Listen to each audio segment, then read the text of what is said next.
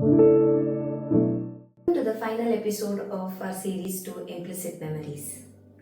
In our previous two episodes, we spoke about how it impacts our life and what are the layers of it.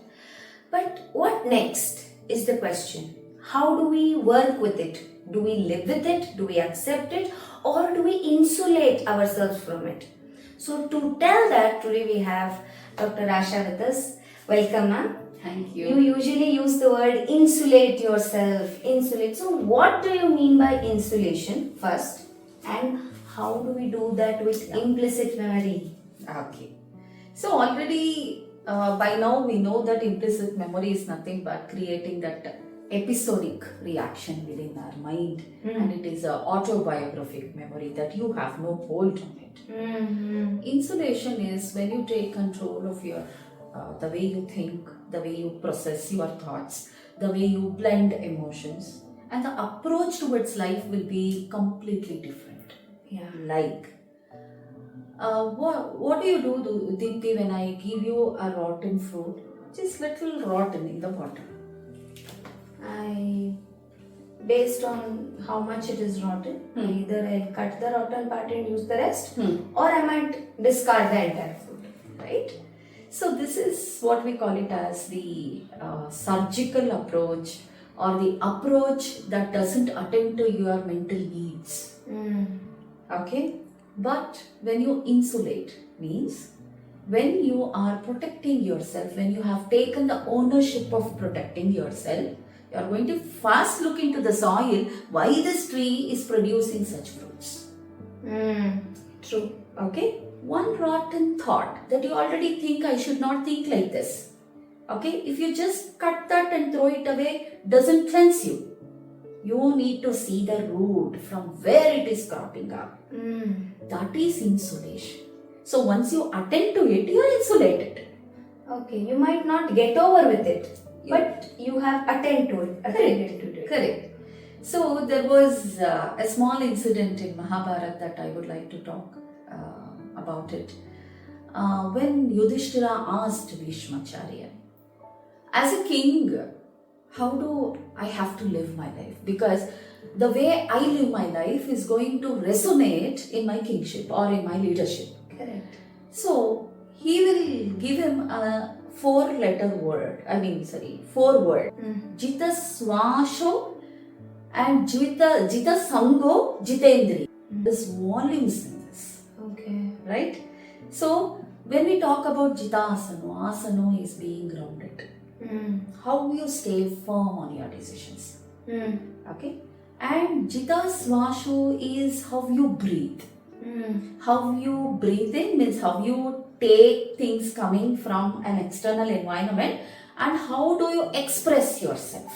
Okay. As a king, as a leader. It is going to definitely reflect on the kind of leadership that you are going to show. And Jita Sango, with whom are you there? How are you seeing? How people are seeing you? With whom? Is going to create an identity in their mind, image in the mind. That is what we even speak about. Chitragupta is nobody, but Chitragupta, that is the secret pictures in your subconscious mind, is taken as an account, and it is being given as karma. Right? So what is that you have when people look at you? What is that mental schema as a king, as Yudhishthira? When they hear your name, what is that mental imagination or schema they get into? That is Jita Sango. Those people are people who are going to stay with you, and a king is supposed to be Jitendriya. So when you do these three, then you will take hold of your senses. So when we are insulating ourselves, it's important for us to be grounded, live in much more harmony, and bringing that humble self is important. And second thing is work on the physical breathing also. Right breathing, you will be living right. That is why air is the second element created, and we give lot of prominence for breathing. And the third thing is make a choice. Choose with whom you have to spend your life with. Not with the toxic people anymore. That is the way you insulate yourself. And the fourth thing is, have a hold on your senses. Don't let it just take you wherever it wants. Jitendriya. Okay, so this has not just given us a roadmap, Okay. it has also laid that foundation that is required, which we are often seeing is going missing. You know, that is considered as a new normalcy. If a person who is following these things feels like an outcast, Correct. right? So you don't feel welcomed, you don't feel belonged, you won't feel appreciated, because these are the things that are frowned upon most of the time. So maybe we need to do our further podcast on addressing this gap between, I won't say generation, gap between the mindset and approach towards life, how it was, how it is, and how it is going to turn out. Correct. If this persists. Correct. Maybe that would be the right call for our next podcast. Definitely. Thank you for changing our narrative about memory. Memory is not something that, collection of CDs that we keep in our mind. It has its functions. Evolution of mind held on to memory for a reason, and maybe this is the reason it held on to.